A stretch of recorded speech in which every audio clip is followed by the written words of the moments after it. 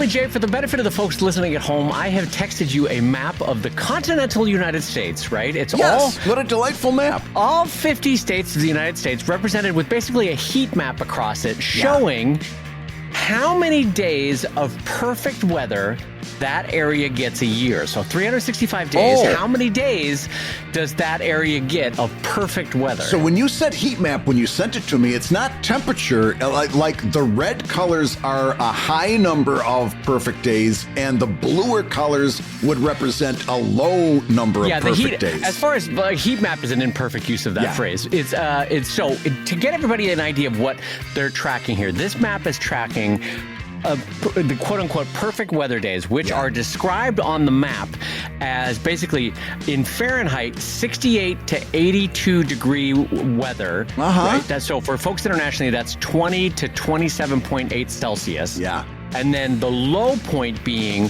lows of 50 to 65 degrees Fahrenheit, which is approximately 10 to 18.3 degrees Celsius, right? Yeah. And then there's about a pleasant less than 10 mile per hour wind. I don't know what that is in metric. I didn't do the math. Yeah. Let's just say, I don't know, 7 kilometers per hour. I have no idea. It's a nice, well, I think in Celsius, it's a nice breeze. It's a nice breeze, less than 10 miles per hour is basically described as a light breeze. Yeah. Nice dew point, nice vapor point. So basically, it's a perfect day. You walk outside, you're like, what a lovely day for a picnic, right? It's that kind of days. So my eye immediately jumped over to Philadelphia to see how many perfect days my friend Brad gets. And Philadelphia, Brad, if I'm reading this right, and you know the location of Philadelphia better, do I have it right that it's about 30 days a year of perfect weather in Philadelphia? That does not sound right to me. That sounds way high. No, in all seriousness, about 30 days during the year that I walk out the door and say, it's a perfect day, that sounds about right. Okay, and then if you would glance across the map there, Florida, Hawaii, traditional places where you would think, perfect weather. No. Do they have many more than 50 or 100 days of perfect weather? They do not have the intense coloring that I would expect on this map to come from a high number of perfect days that is only found in one measly little portion of the United States. Across the entire 50 states, Brad, where would you describe the location of 100 plus, which I would describe as more than 300 plus perfect weather days? Where in the United States is that, Bradley? Your house. It's your house. There's a map that just has a big finger pointing down saying Dave's house. He's got the perfect place. Yeah. Look at this map. It literally is just from the San Diego border down with Mexico up to, I would describe it as maybe Santa Barbara and maybe 50 miles inland all along the coast. That's the only place in the United States that has 100 plus days of perfect weather. It's the only place. It's like a little thumbnail of paradise right down, and you're right in the middle of it. Yeah, I mean, for any cousins that harass me about why I pay so much for a house in Los Angeles, I mean, this map is the reason why housing is so damn expensive in California. It's because this perfect little swatch of weather where I can wear flip-flops for most of the year, aside from maybe 20 to 30 days where it's sprinkling or something. I've seen your toes. That's not a flex. Form an orderly line is what I say. Maybe I'm sending Brad too many feet pics. All right. Well, anyway, but the point being though, holy hell, I would have thought Florida, Hawaii would have had as many perfect weather days. No, it's just this weird little swatch of Southern California for about 250 miles, 350 miles along the coast, and then maybe 50 miles inland from the sea. Holy hell, that's the only place in America with over 100 plus. And I know this for a fact that it's got to be easily over 250, if not 300 plus days a year. And I'll tell you what, this is not sour grapes. I feel sorry for you. I feel sorry for you. I knew you were going to play. Are you going to play the weather card? I pity you. Are you going to play the it's lovely to have seasons card? Is that what you're going to say? Well, not only is it lovely to have seasons, we have snow on Christmas every once in a while. Not in the last couple of Christmases, but I've seen snow during Christmas. But I'll tell you what, even more than the seasons, here's the deal. when you live in Philadelphia and you walk out on your front stoop and it's one of those perfect days, one of the 30 that we get during the year. Yes. Yeah. Okay. We have such an appreciation. You go out, you take a deep breath in and you go, oh my God, this is a perfect day. And you're going through the entire day smiling your ass off because you have an appreciation. Yesterday was shitty. Tomorrow's probably going to be shitty, but today is perfect. And you savor that day. You have over there in Los Angeles, you've got the law of decreasing returns. You can't, if you give me one M&M, and I only get that one M&M all month, I'm going to enjoy the hell out of that M&M. If you've got a bowl full of M&Ms, you're just chucking them into your mouth. You don't have a real appreciation for an M&M. I enjoy my M&Ms. I only get 30 of them during the year. I savor those M&Ms. You're over there, you don't really have an appreciation for what you've got. I'm so glad that you transferred this to food because I think that's the perfect. Anytime someone says like, oh, you don't appreciate the seasons. You need the seasons, Dave. Oh, seasons are where it's at. Yeah. Here's my reaction to that is that it's exactly like food. If you're like, I get a beautiful meal and I savor the meal. Oh, that I remember and I talk about that meal for days. You know what I like? I like every meal to be delicious, Brad. I don't want TV dinners for 7 out of 8 meals. I want delicious meals for every meal that I sit down for. I'm not saying they don't taste good. I'm just saying you got a lot of really good meat and potatoes food, and then every once in a while, lobster. And you go, oh man, I enjoyed having meat and potatoes yesterday. I'm going to enjoy having meat and potatoes tomorrow. But today, lobster, I'm going to take a little bit extra time with dinner and savor that lobster. Yeah. You know what? I like wearing flip-flops all year long. Here you are. And this is a true story, by the way. Before lobster became considered like a delicacy in Maine, they were sending their kids to school with lobster in their lunch boxes because they had so damn much of it they didn't know what to do, and the kids hated it. It was considered like an insect of the sea. Like nobody wanted lobster. It was like sending your kids to school to here's a cockroach, put some butter on it and have fun at lunch. They hated it. Am I wrong in thinking it was the Depression that flipped that around, that flipped the script? What I read was that it had to do with the United States train system. It was somehow connected with, it started to be used on trains, and it became connected with being a delicacy because it was like this fancy dinner that you got on the train when you were taking maybe a coast-to-coast trip. I read somewhere, I'll have to see if I can find that article, but I remember somebody making the point that it was connected somehow to the dinners that you got on the train. Oh, so lobster basically just needed a good marketing workover, is what you're saying. It's all marketing. It is 100% it's all marketing. Yeah. So the next time I call you and you're wearing underwear and long johns and long pants and then long socks over your long shorts and then boots, I'm going to say, Brad, you just need better marketing, my friend. You just need better marketing for Philadelphia. And on that note, I'm going to say hello, everybody. Welcome to Comic Lab, the show about marketing and making comics. And marketing and making a living from comics. I'm Brad Geiger, the author of the Webcomics Handbook and the cartoonist of Evil Inc.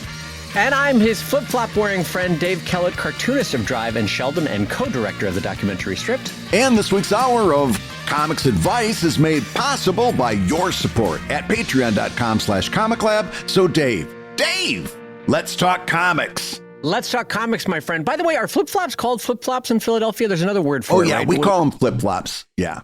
It's a weird word, flip-flops. It should not exist in English. It's an odd, it's an onomatopoeia of what it does, and I don't like it. There's a whole list of like words that it's a noun based on a sound effect. You call it what it is based on a sound effect, you know? And I'm fascinated by those. Like, why do we call them flip-flops instead of like sandals, right? Well, they make a flip-flop sound when you walk in them. Oh, well, that makes perfect sense.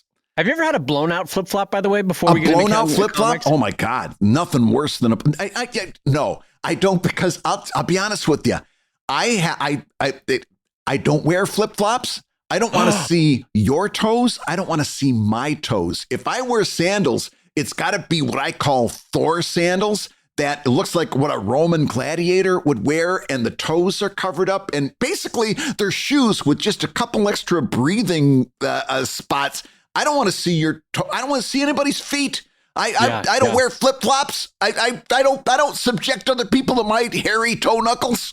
You know, even though I love shorts and flip-flops, I will admit nobody wants to see a man's legs. No. Nobody wants to. No. Like when I walked into a friend's house one time, he just goes, man in shorts. That's all he said. And I was like, all right, I get it. I'll go put pants on.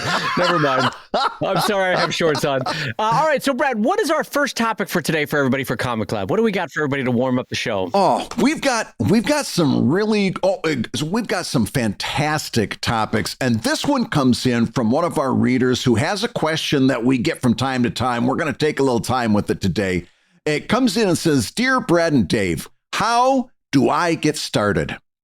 All right. He goes, "This is a simple question that I don't know the answer to. I've been listening to your show for ages, mostly while running, and every time I'm full of ideas and want. But as soon as I go back to my routine, which is work and caring for my spouse and caring for my children and housework, etc., I fall flat. I like reading long-form comics, and I would like to do one someday. I'd like to start with a short story, a chapter if you'd like, just to find my process. Despite the low stakes that I am frankly daunted by just starting, I don't know where to go. Do you start a chapter by just writing out the story panel by panel? Do you sketch the page while thinking up the story? Do you write a novella and translate it to an image-based page? What is your process? As I wrote, I'm thinking of starting with a few short stories set in a world where maybe I'd like to do a long comic once upon a time. I have a small crew of characters, a simple environment, a short arc thought up, and I'd like to start out with the Butso method to challenge myself. All in all, it's a nice theory, but how do I get the ball rolling?" So we've got somebody, and I think this is indicative of a large number of our audience. We hear this all the time. I got an idea. I just don't know how to get started. Yes. Yeah. Well, what's really intriguing to me about this very specific situation is all the pieces are in place here. Yeah. Like this, there's no lack of ideas. There's no shortage of inspiration. There's no missing structure for what they're wanting to implement. And on a regular basis, they're going out for a run, much like Brad and I. Oh, lots of running over here. Absolutely. Lots of running on the Dave Keller front in that perfect weather. That's another problem. You can't run in flip-flops. If you ever tried to run in flip-flops, you can't do it. You can't do it. You have to do that. Ridiculous. You have to do that curled toed, like flat walk run. It's not a pretty run. It looks like you're basically trying to hold in a diuretic moment. Yeah, it's not great. It's like penguins with constipation. That was a better pitch. A penguin with constipation. Anyway, yeah. So all the conditions are right here. Yeah. It's basically they get back from their run. Yep. And I actually think there's something that I want to talk about here before we get into the brass tacks of how do you start. Yeah. But this is a question that we get a lot. Is how do you get down and get to the brass tacks of actually putting pen on a paper or Wacom pen to a screen and get drawing? And I will be honest that this is one of the hardest parts of the entire process. So at least give yourself some credit that you are not alone here, because creativity is often like getting a freight train going. And I've talked about this before on the show, is that we all know freight trains have these ridiculous like 140 set of gears. And the first gear on a freight train is ridiculous because you're trying to get 7,000 tons plus moving at all. Yeah. And so the gear shifts are ridiculous on a freight train. Anyway, so here's what's happening, I think, is that you are running. And let's all be honest about the process of running. When you are 8 to 20 minutes in, it is boring as hell. And you want to be anywhere else than where you are in the run, right? And so your brain is actively trying to save you from this moment. And so it is going elsewhere. It's being creative. Basically, you are using the boredom of a run and stirring on your creativity, which is great. That's what Brad and I always recommend, right? So your brain is trying to take you elsewhere. So your ideas are firing and the plot points are firing and the characters are firing and you're seeing it all in your head. Oh, it's wonderful. But then you get back to your actual life where things are distracting and there's a phone to look at and there's a family to talk to and there's work to be done and there's a house to be cleaned and all this sort of stuff, all these wonderful distractions. And your brain goes, yeah, to heck with that, right? And so it finds an other, doesn't matter what the other is, it finds an other that is more interesting to it than actually sitting down to work. Yeah. Because the first stage is hard, right, Brad? The first stage of creativity is hard. And so your brain goes, I'd rather clean the house. I'd rather do my taxes. I'd rather hang out with my spouse, or I'd rather call my friend, or I'd rather flip on my phone. Whereas in the run, there's nothing else. And so it's like, please, God, distract me from this run. Yeah. All right, I'm going to work on the story. So what you need to do, I think, is recreate that sense of boredom at home. Literally lock yourself in a room at your desk in front of the thing and start putting those ideas down on paper, because the distraction of whatever it is will always be more appealing than the admittedly painful part of starting. So before we even get into how we start, don't you think that that's a fair assessment of what's happening emotionally? Yes, you are 100% right on track. To continue that metaphor, you're on the right track. You've got it right. Here's what I'm going to build on what you just said. Because what you just said was accurate. However, I'm going to throw this into the mix. This guy is making one crucial, cardinal mistake. Ooh, okay. He's making a huge mistake. And it's the mistake that everybody makes at this point, or almost everybody. I think you and I were different. We'll come around to that. But people in general make a huge mistake, and that is this. This guy thinks there's a right way to do it. Huge mistake. He thinks that. Listen to this. Listen to what he says here. So what's your process? He goes, do you start a chapter by writing out the story panel by panel? Hey, that sounds great. Yeah, do that. Then he goes, do you sketch the page while thinking up the story? That's good too. Yeah, I like that. Do you write a novella and translate it to an image-based page? Fantastic. Pick one of them and do it. He thinks there's a right way to do it. When in fact, by the way, I've never seen Brad's face redder than I just did right there. That was amazing. Pick that way to do it. Blood vessels actively bursting in Brad's face as he's saying this. I'm so excited for this guy. Has tons of great ideas. Pick one of them and go in a direction. You know what I mean? He thinks there's a right way to do it. When in fact, the right way to do it is to draw a rectangle on a page, put a little drawing of a person in that rectangle, put some words above them in a word balloon. You're done with panel one, go on to panel two. Literally that, because here's the deal. There's nobody out there in the entire world that can tell you the right way for you to get started. Yes. And here's the other thing. Here's the other side of that same coin. I could tell you exactly how to get started for my process, or how I could tell you how this other person got started. And I say, do what this other person did. And that's what you do. And you will find out that in either one of those two cases, you're going to, if you stay with it long enough, you're going to go back to that first chapter that you wrote, and it's all wrong. Whether you did it the first way, draw a rectangle, put a person in the rectangle, go on to page two, or if I give you a list that you follow passionately, whichever way you choose, when you get to chapter 10 and go back to chapter 1, you're not going to be happy with chapter 2, because the way you learn how to do comics is you do comics, and you do them the way you do them. And so I do have a one thing I'm going to point you towards in a minute that's going to help the feeling of frustration that you have right now. But the answer to the question is, how do you get started? You get started. Draw a rectangle, put a person in the rectangle, put a word balloon above his head. You're done with panel 1. Go on to panel 2. No matter how you do it, by the time you actually learn what you're doing, you're going to be dissatisfied with this page anyway. Deal with it. It's what happens to everybody.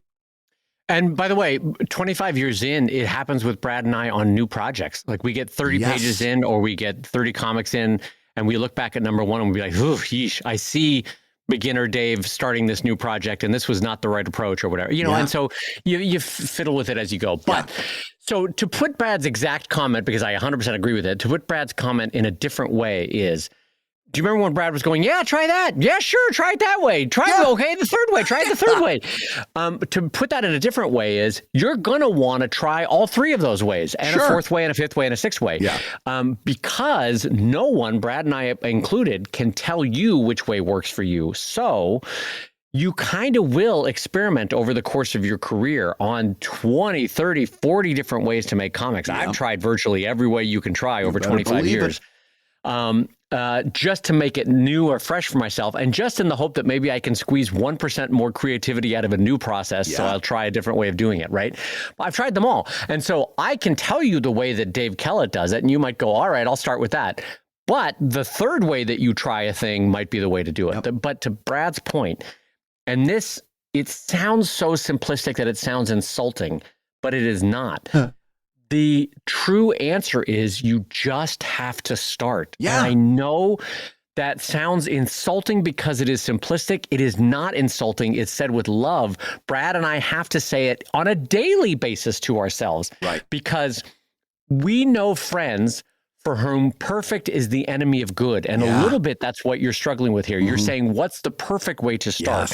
And Brad and I are saying, from the hindsight of 25 years of doing this, there is no perfect way to start. There's no perfect way for me to even execute what I have to do today, 25 years in. So I just have to start, because in starting, you have something on the page to work against. Right now, you have nothing on the page to work against, nothing to refine, nothing to edit, nothing to fiddle with. You've got to start putting things down on a page. Is it just pencil marks to begin with? Great. Start with that. Is it just the etchings of a sketch of a script that you're going to keep reworking? Fine. Put that down on a page. You got to start somewhere. And by starting with some process, some way, putting something on a paper, you have further things to refine, to edit, to keep movement on, right? But you've got to start. That's the key, is just starting. It's not, there is no such thing as the perfect way to do comics. There's only one thing. It's your way to do comics. And that's what you should be looking for. Not the right way, not the standard way, not the professional way, but your way. And there's only one way to find that, and that's to do a bunch of crappy pages. In fact, can I say this with infinite respect to everybody that I interviewed for Stripped? One of the advantages, Brad, of having made Stripped with Fred Schroeder is we interviewed, 90, 120 comics cartoonists in their studios or around the world. And there were a few of them, Brad, where they would describe their process, and I would be like, this is bonkers insane. Horrible. How do you make comics this way? And yet, Brad, they've won Rubens. They've won Eisners. They've produced beautiful work. But their process is bonkers to me. So if you ask me the perfect way to make comics, and is it the way that so-and-so made it, I would be like, hell no. And yet, somehow, they make beautiful comics. So because they found their way.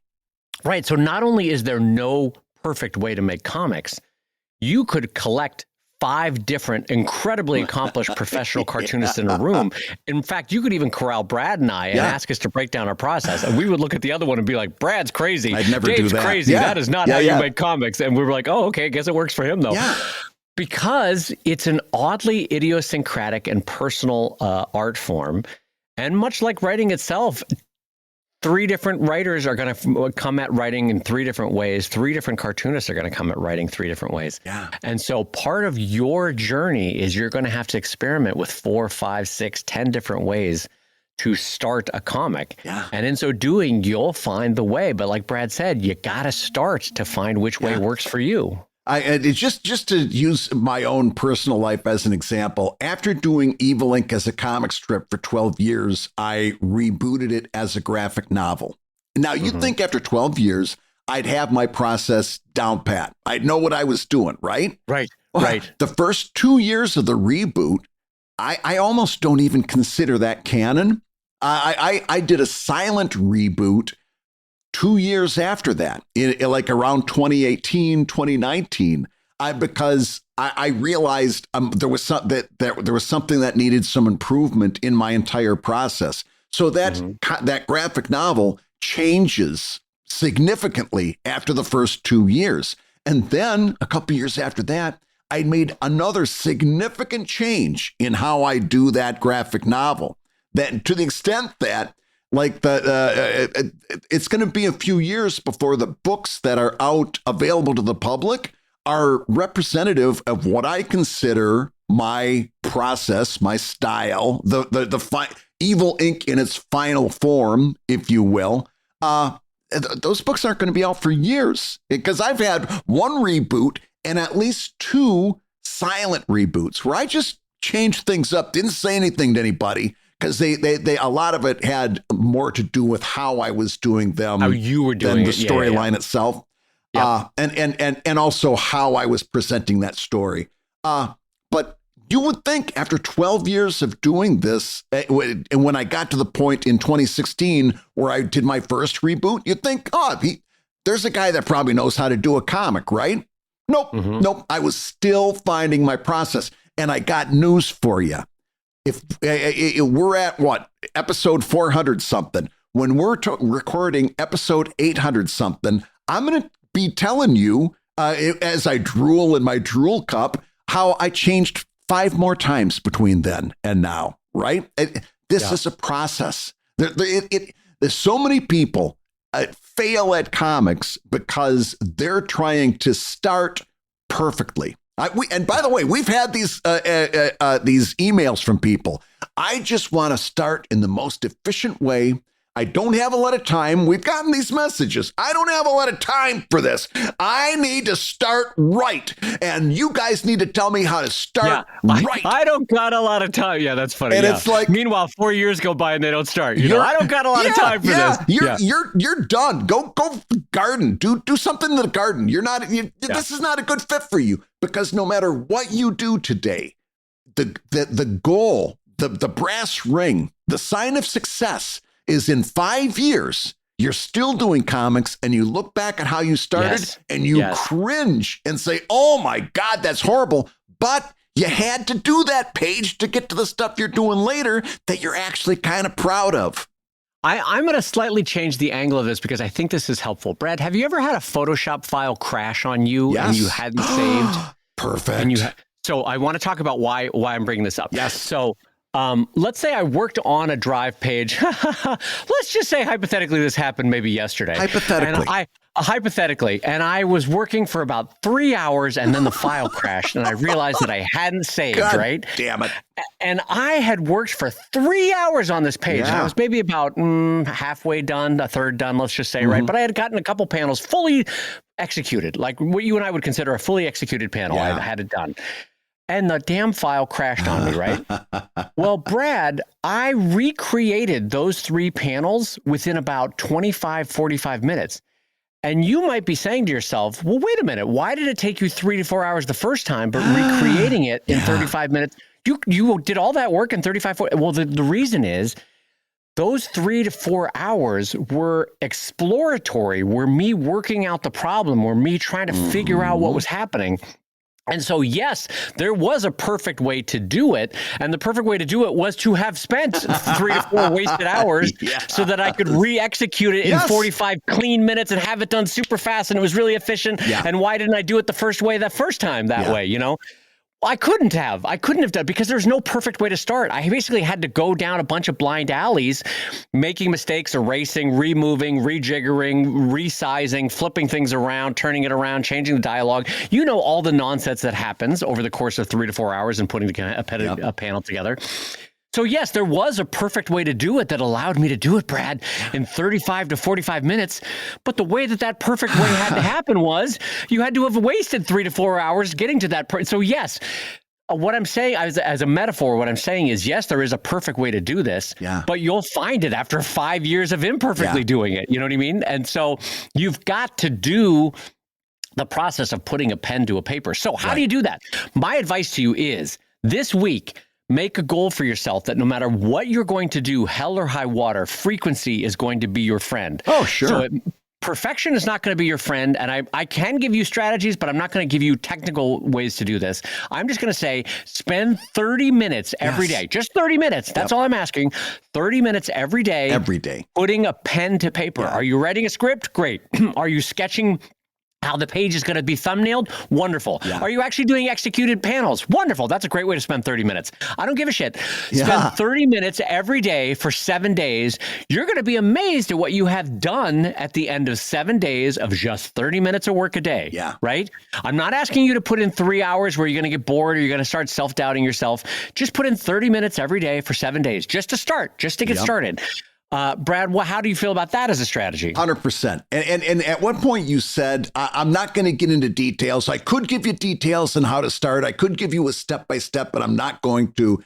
And it's important to take a pause. And because everybody, and this is not the first time we've gotten this question on the show.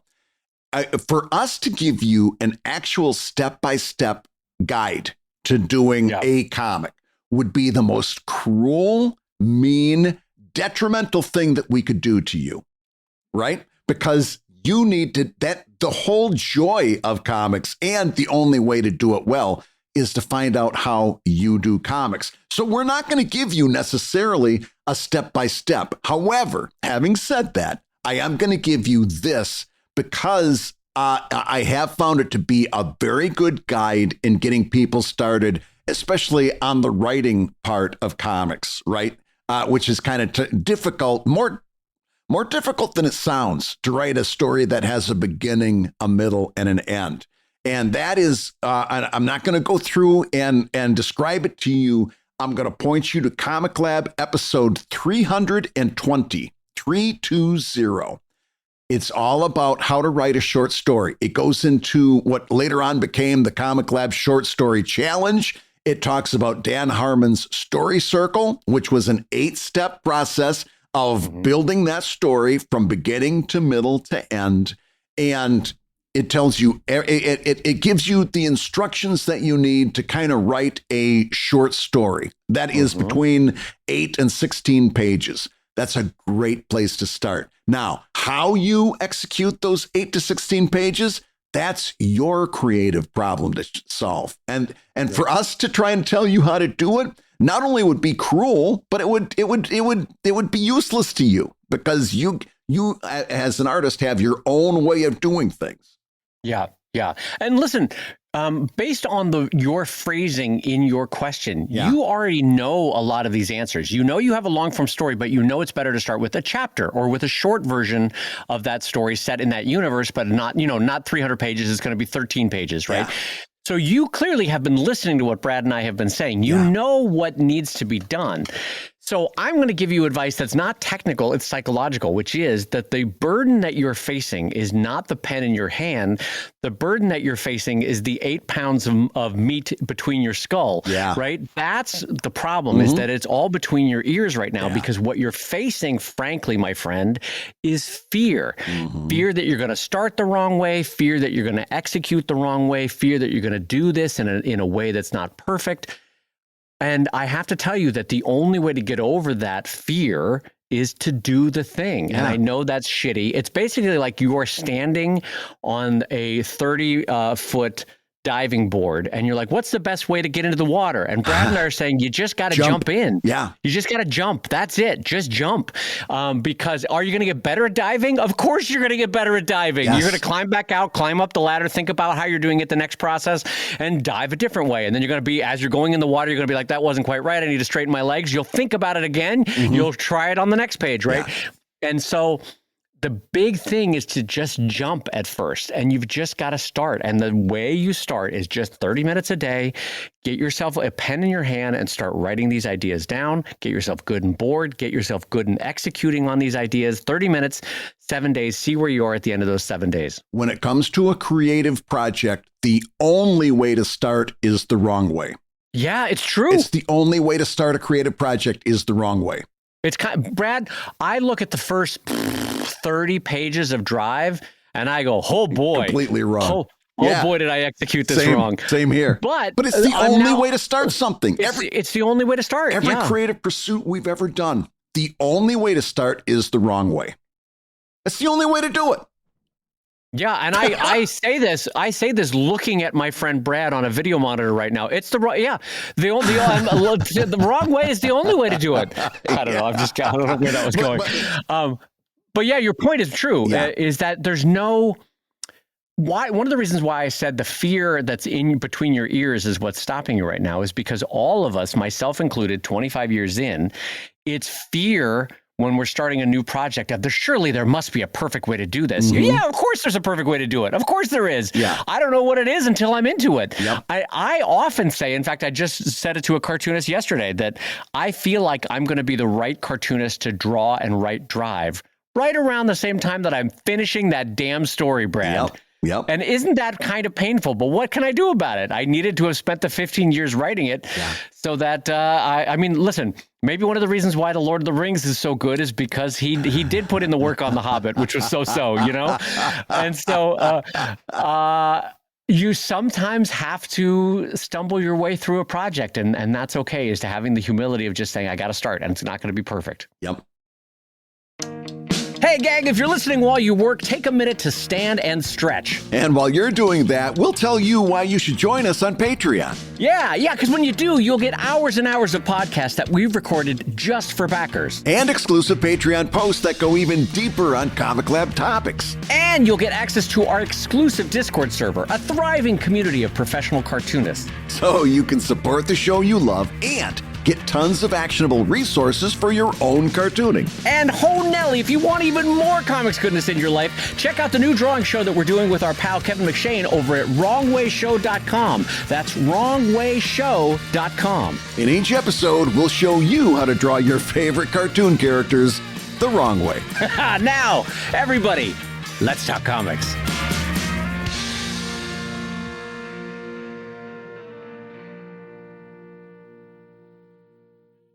Now, in that conversation, we talked about the Comic Lab Short Story Challenge, and we have had a few challenges in this podcast over the 7 years we've been doing it. I'd like to now talk about our most recent challenge, the Comic Lab Social Media Challenge. We've both taken the major social media apps off of our phones. We've been challenging ourselves to cut down the amount of time and to see if that has resulted in increased productivity or at least increased happiness.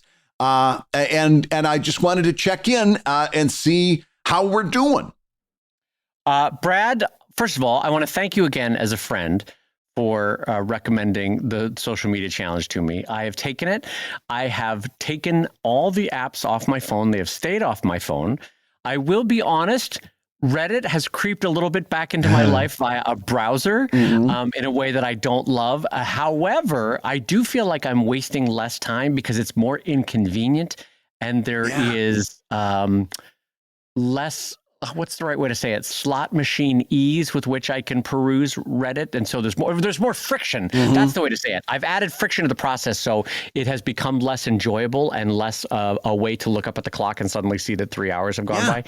So anyway, it continues to work. And the one thing that the new wrinkle that I'm sort of happy to mention to you is that I've introduced book reading before I go to sleep rather than phone reading. And I know this sounds so simplistic, and some people are probably scoffing at me like, oh, Dave's discovered books. Hooray. You know, ha, ha, ha. But the truth is, all of us, if we're being honest, are reading our phones before we go to bed. Yeah. And so it is so much better for your brain to not have the blue light, to have projected light of a nearby light source on a book. It's so much more calming to my brain, Brad. And what I have tried to do is I have started reading a new book, and please, everyone, forgive my Japanese if I pronounce it wrong. It's called Hirayasumi. It is a Japanese manga series written and illustrated by Kaigo Shinzo.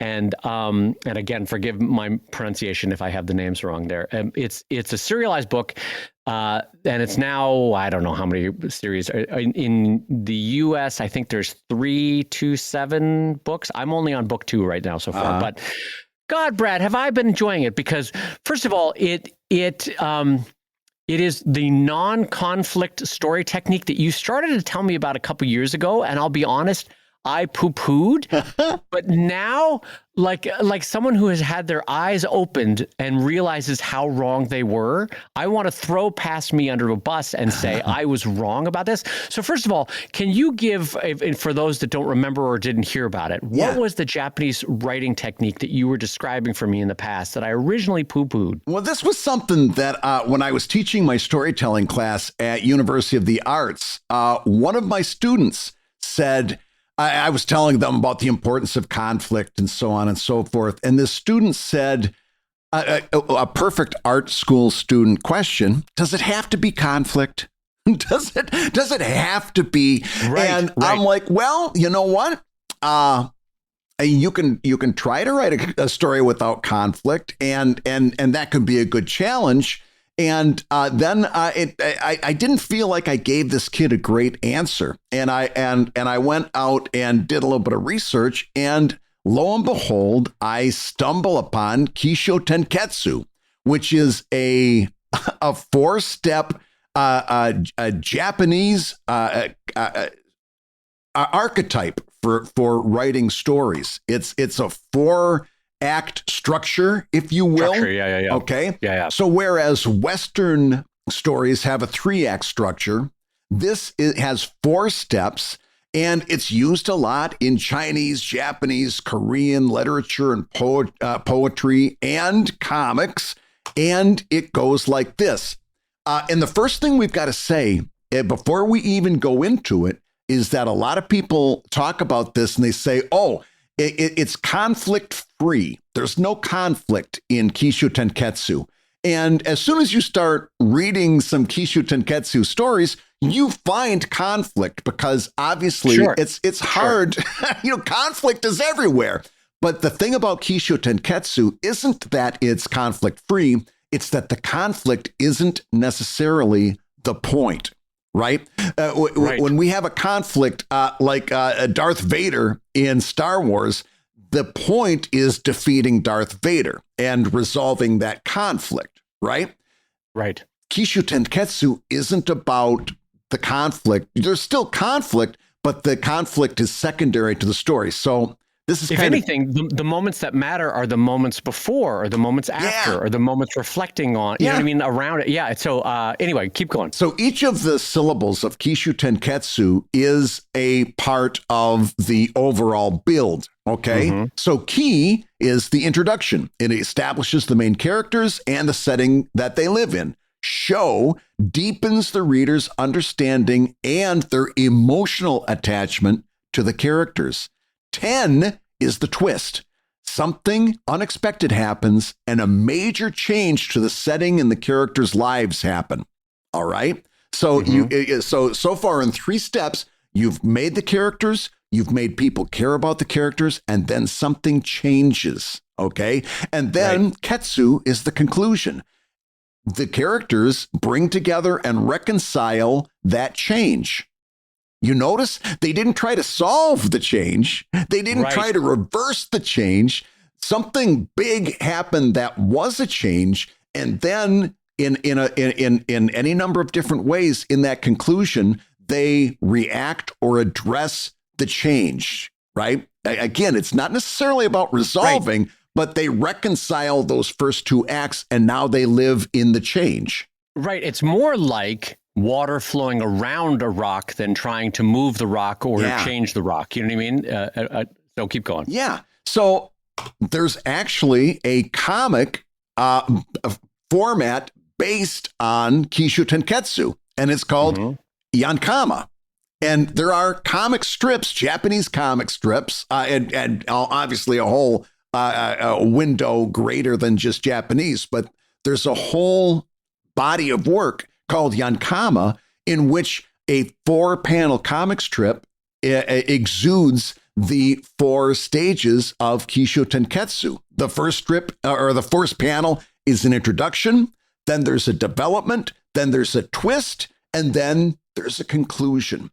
Okay. Which, by the way, just structurally, I love this the breakdown of 25 years. I've never thought about it that way, but that is basically the format of comic strip. Yeah. Now it's really hard to in a verbal audio medium to talk about comic strips. But here's an example. It's a kid holding a snow globe, and he shakes the snow globe. That's the introduction. In the second one, he's looking at the snow swirling around inside the snow globe. That's the development. Now here's the twist. His whole world starts shaking. Like maybe there's an earthquake, right? Everything around him is shaking. That's the twist. The conclusion, the scene pans out. There's a huge, like a abominable snowman who's holding another snow globe. And of course, the kid is inside the snow globe. That's very the cute. Conclusion. So introduction, development, twist, conclusion. He shakes a snow globe. Turns out he's living in a snow globe. That's the whole thing. And by the way, that's about 4,000 strips of mine is that description. Introduction, development, twist, conclusion. You know, like that's it. If you want to that's it. Yes. I'm so frustrated that I've never thought to verbalize what I do on a day-to-day basis. If you want to see it done really in your strips, and also another place you can see it done beautifully, our friends at War and Peas, right? That we've had on the show before. They do a whole bunch of their comics very clearly. In fact, I think on their site, they might still have a heading that's just called Yonkoma. But if you look at a lot of War and Peas, if you look at their comics, they very closely fit that kind of structure. Yeah. And I will admit, Brad, and this is just where it's lovely in a way to say that we can all change and grow and get better, because when Brad first pitched me on this idea, I, honest to God, said to myself, I don't know if I verbalized it to Brad, but I said, well, that sounds like some boring ass stories, right? Like, does it have conflict? What are we doing here? Like, what are we even doing? I'll be honest, I'm just throwing past me under the bus, because it's like, but in a way that I find encouraging on how a human heart can grow and change. I now look at this and I go, oh, no, I see the point of this story. I see the reason for this to exist, and I see what it does. And I'll tell you, for me, specifically what it does. So I'm reading these. Granted, this book is very slice of life. It's about two cousins who have inherited a somewhat rundown house, but it's still a house in Tokyo or in the outskirts of Tokyo. And they're living a life, but they have a house, which is amazing, right? To have in a very housing limited place, to have inherited this house. And it's very slice of life. And like the conflict, Brad, is like, hey, did you get the meat for dinner? Oh, I forgot. That kind of a thing, you know, like that's the conflict, right? But it's slice of life. And so for me, who has admittedly said in the past, I like macro stories. I don't like micro stories. I don't like relationships, right? But I'll tell you where this has come to be really valued in my life is like, as I'm falling asleep in a world that I'm increasingly anxious about, right? And I'm just saying where this fits into my life. As I'm falling asleep in a world where I'm increasingly anxious about, I'm trying to put my phone away. And this is in the context of the social media challenge. I'm trying to put my phone away and tell my brain that it is okay. It's safe. And it's okay to fall asleep. You're not going to fix these problems by worrying about it until 3 a.m., Mr. Brain, so go to sleep. And one of the really lovely ways that this book has helped me is in this, let's be honest, comparatively conflict-free story that I'm reading, that's just a slice of life of these characters. My brain is going, oh no, they're worried about the ramen they're cooking tonight. Oh gosh, I hope it gets fixed. Hope the ramen's okay. I hope the ramen, boy, isn't ramen lovely? I sure do love ramen. How hearty and delicious is ramen? It isn't like they're going to go to bed hungry. They're going to have ramen one way or the other. They're going to have ramen, and they're probably, as cousins, going to figure out this whatever relationship problems they're having about who didn't do the dishes last night. But God, it's calming, and God, it's reassuring, and it's a very human moment that I'm experiencing, and it's all in a world where things are going to be okay. And God, my brain really appreciates that. And it happens like clockwork about 20 pages in. This is why I'm only on book 2. I get about 20 pages in and I go, oh, all right, well, that's time to put the book down. We'll see if there's a conclusion to the ramen story tomorrow. All right. And I'll be honest, Brad, isn't that better than scrolling Reddit and doom scrolling and going, God, I wonder what amendment I'm going to be seeing taken away tomorrow. Oh my God. Let's see. So I want to say thank you, because you, as a friend, introduced this concept to me, who was ignorant, and you kept talking about it when I was poo-pooing it for about a year and a half. Like, well, that's a pretty stupid story idea.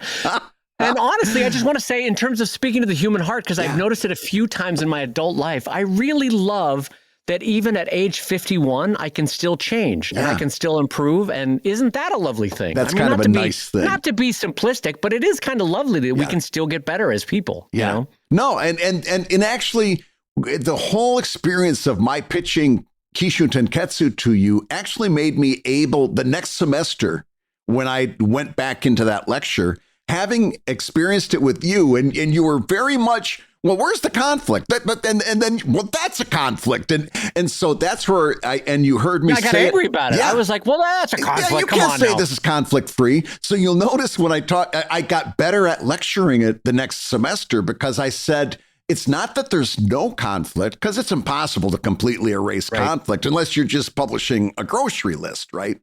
But there's going to be conflict, but the point isn't the conflict. The point is things change, and then what's the new life, right? And it's not necessarily, although there can be aspects of how do we solve this change, but it's not necessarily about resolving the conflict. It's that things change, and now what's the new status quo? Where are we now? Just in the same way that kid in the snow globe wasn't about him getting out of the snow globe. The whole point was that he was in a snow globe now, you know? So so actually that whole experience made me a better teacher. I was better able to set those kids up the next semester to really understand what it was all about, because I guarantee you there would have been somebody in that classroom saying, well, you can't say there's no conflict. Because the original way I put it through was, it's kind of conflict-free storytelling. And that's where the whole hang up happened. So later on, it's like, okay, we can't say it that way, but there's another way that we can address this topic. And it turned into a much better lecture as a result. Yeah, and so far, granted, I'm not in any way an expert on this, but so far my reaction to it as a writer is calmly fascinated, because I'm seeing that the solution to this story structure technique is not to solve the conflict. It's actually to resolve yourself to the conflict. In most cases, you know what I mean? It's like, I am not going to fix this leaky roof that I have because I don't have enough money. So there's no way to fix the conflict. So then the question is, how do I resolve myself? How do I conform my life to what this problem presents, right? And there's something really calming about that, in a way that I was frankly too egotistical as a writer, thinking like, well, you've got to solve the conflict. That's you got to have a conflict to make the story interesting, and then you got to solve the conflict. Well, no, a lot of life is like, how do I resolve myself to this situation that I'm in? How do I best resolve myself? Not how do I fix the situation? How do I resolve the fact that I now have this new health ailment? Or how do I resolve the fact that my friend is now moving to a new city? Or how do I resolve the fact that my job is now making me do X, Y, Z? And so, anyway, I just want to say with humility, thank you, Brad, for introducing this concept to me. And I want to thank Shinzo for this beautiful book series that I'm really enjoying. I highly recommend it. Again, if I'm mispronouncing it, I apologize, but Hirai Asumi is the name of the book, and it is a beautiful slice of life story, mainly meant for teens, but as an adult, I'm really enjoying it. And it's dealing with anxiety, with confusion, with grief, with self-actualization, and I find it a lovely book. Yeah. So as we're wrapping up, I see by the clock on the wall, we're kind of running out of time a little bit, but I had one more topic I wanted to slide in real quick, and that is the new Patreon app. Patreon has released a update to their app, and I've noticed something really interesting. Have you opened up your Patreon app recently? Can I tell on myself? I don't know that I've opened up the app in 2 years, 3 years. I don't use it. What do you use the app for? Just as a creator or as a reader? Both. I don't do a lot of posting on the app because I haven't had a good experience with that in terms of having the images. Every time I post like a comic using the app, they tell me, oh, this thing has only 3 pixels. You know, it's low res. I can't read it. So I stopped doing that. Maybe they've improved it since then, but I've had such a terrible experience. I can't post images reliably there, but I do use Patreon chat. It was one of those things that I opened it up just because I wanted to be able to talk about it on the show. I really didn't want Patreon chat, but I wanted to be able to talk about it. So I initiated it, and a certain number of my backers do communicate there. So I do stay checked in there, and it turns into a really lovely experience.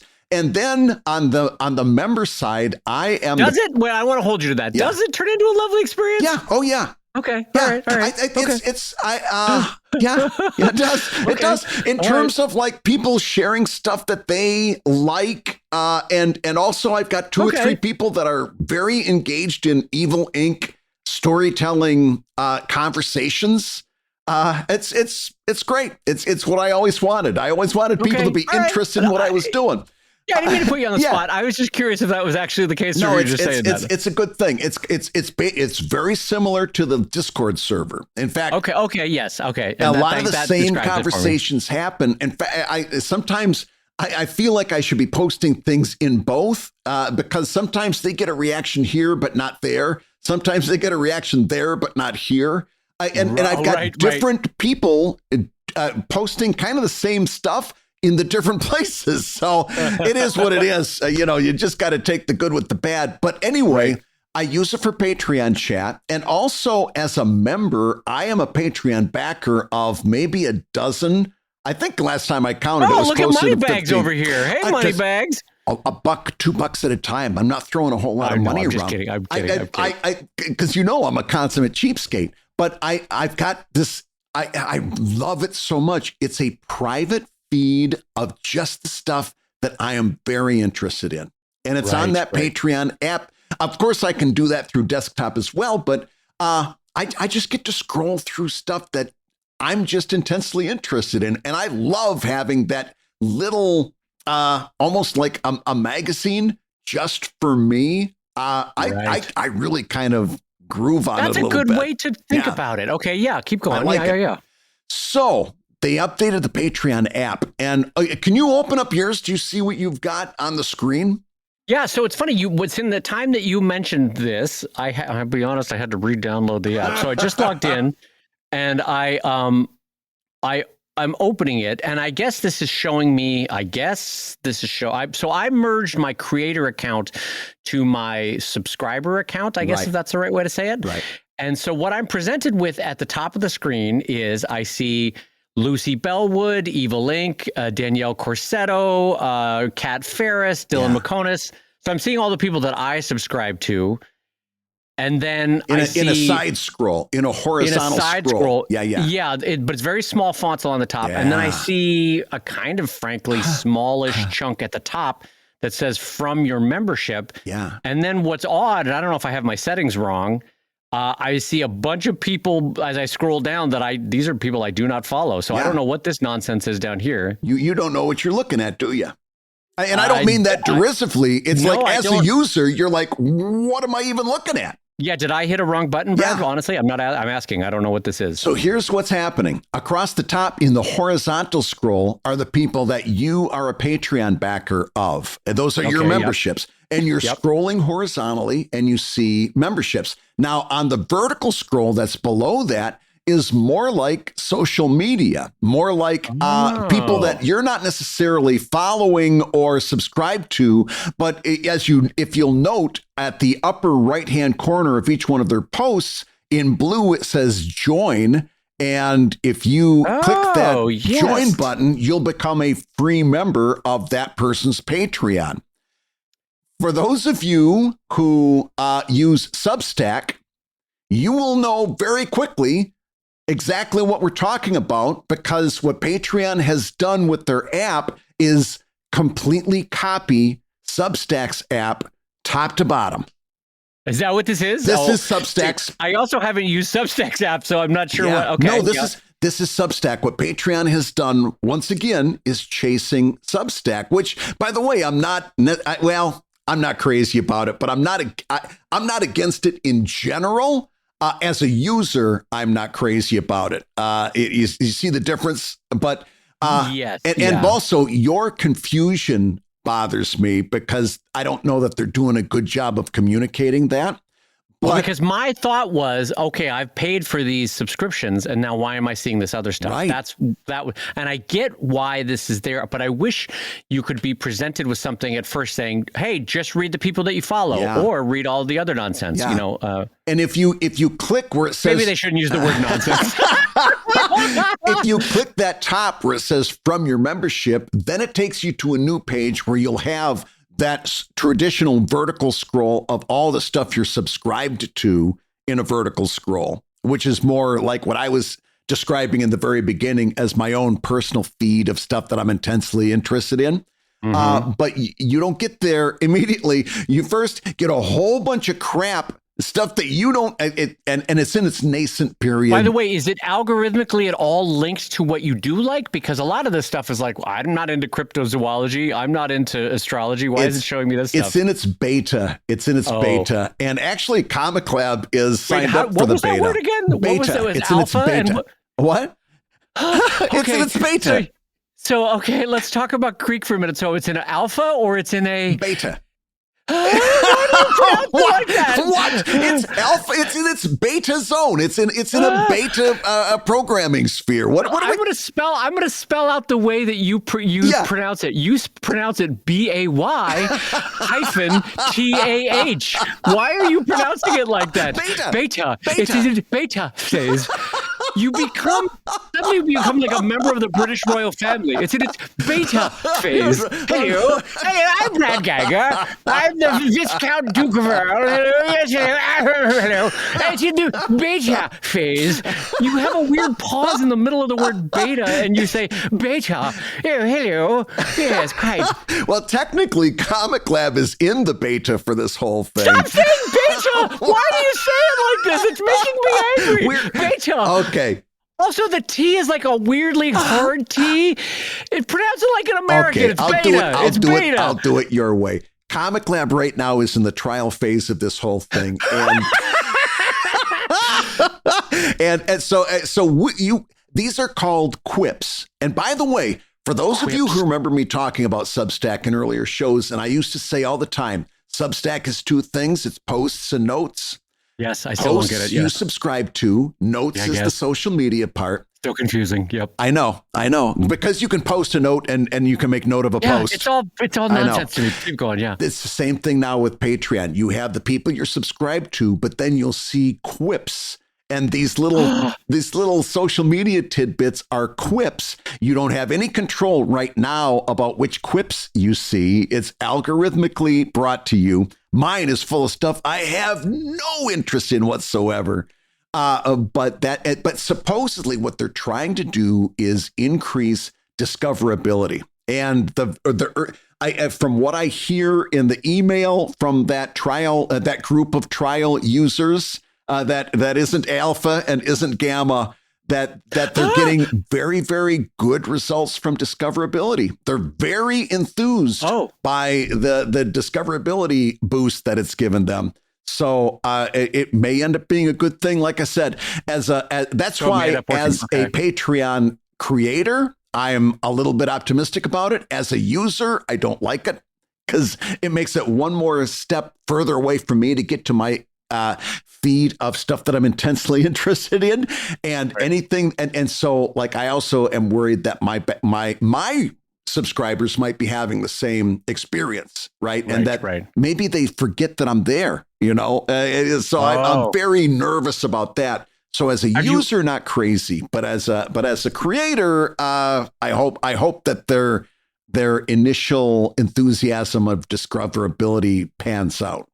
I can see and understand your hesitation and your concern about your backers losing you in the shuffle, right? Yeah.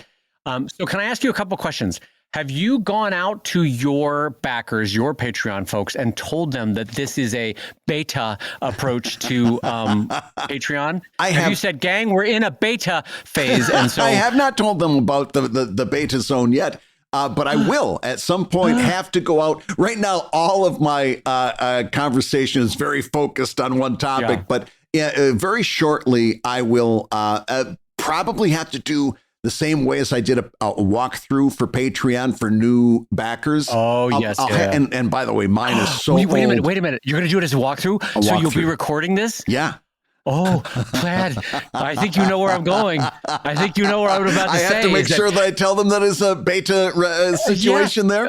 If it was going to be typed out, there's no good to any of us here. But because you're going to have to say it in a spoken word, Brad, you're going to have to tell them that it's in a beta format. I will tell them that this is. There are some beta considerations here. That this is just a first-time thing, yes. That we're no longer in an alpha phase, that we're in the beta phase. But also, so here's a real world question for you. Yeah. So all the nonsense that I'm seeing in this feed that I didn't ask for, are those all public? I'm assuming those are all publicly made posts, right? There's nothing. So if I'm the type of person, and I am, that puts all my stuff behind the paywall, right, I will not be seen in this new nonsense feed, right? No, because that is a post, not a quip. Now, if you made a quip, God, I hate the phrasings of. I know. If you made this is how it sounds like to me as I'm getting to be an older man. So you've got to do the squibble, but in order to get the gazonkadink, because if you want the gazonkadink, you got to do the squibble, or else you'll get put in the beta format. And no, your posts remain posts. This is basically a new in-universe social media system just for Patreon users. Okay. So the only way your protected content would ever get into a quip is if you put it there. All right. I don't know why I'm having a visceral reaction to the word quip. It just sounds like, it's like too clever by half. It's a lot of words to throw at y'all at once. We've had alpha, we've had beta, and now we've come to the omega at the point that I say that you've been listening to Comic Lab, the show about making comics and making a living from comics. Your host has been my friend Brad Geiger, the editor of webcomics.com. It's currently in its beta format. He's the creator of Evil Inc. at evilcomic.com. I don't know where I was going with that. And he is the handsome co-host of the fantastic new drawing show over at wrongwayshow.com. Once again, that's wrongwayshow.com. And my good friend Dave Kellett, the co-director of the comics documentary Stripped and the cartoonist of Sheldon at sheldoncomics.com and Drive at drivecomic.com, and the handsomer co-host of the drawing show at wrongwayshow.com, along with the handsomest one of the three, Kevin McShane. And we have qualitatively worked that out. Kevin is the handsomest of the three of us, so he's over at wrongwayshow.com. And the Comic Lab theme song is used with permission from Andy Creighton at theworldrecord.net. And this episode was edited by the ever-wonderful Matt Woodard of Woodsong Productions over at www.woodsong.media. Kevin is the hottest, but that's just because we measure in Fahrenheit. In Celsius, I think I'm actually a little bit hotter. It is if you love true. Comic Lab, you can rate and review the show on Apple Podcasts, and you may hear your review featured on a future episode. And don't forget to give us a 5-star review on Spotify, where we are burning up those podcast charts. And I think Brad is rated the hottest. If we look at it demographically, it's mostly among the grandmother group. Isn't that right? My God. Anyone 68 and older is always. It's been all seriousness, always been the story of my life. If I in high school, if I had an interest in a young girl, she had nothing to do with me, but the mother was crazy about me. Why don't you date that Brad Geiger? He's such a nice young man. The people my own age can't stand me. The older people can't get enough of me. That's my wife's joke, is that no matter what room we walk into, my wife is like, there's always an older woman hitting on you. Yes. And I'm like, it's always been the story of my life. something about 15 years on, they're always like, oh, that Dave Kellett, he's got something. People my own age, they don't give a shit. They don't want anything if they've got to do 50 with to 20 years on me, they think Dave Kellett's adorable. Yeah. Anyway, Comic Lab is made possible by your support at patreon.com/Comic Lab. So we will go ahead and say that twice, patreon.com/beta.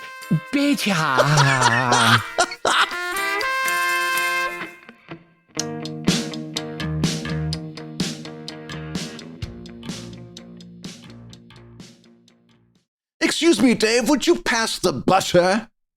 Oh, Bradley, I don't have the alpha form of the butter, but I have the beta butter, Bradley. Maybe the beta would be better. Oh, you think it's better beta butter? I think the beta butter would be better. Oh, well, let's take it down to the betting shop, and we'll have better baiting butter at the betting shop, Bradley. Oh. That's as far as I can take that. I got nothing else. That's as far as I can take it.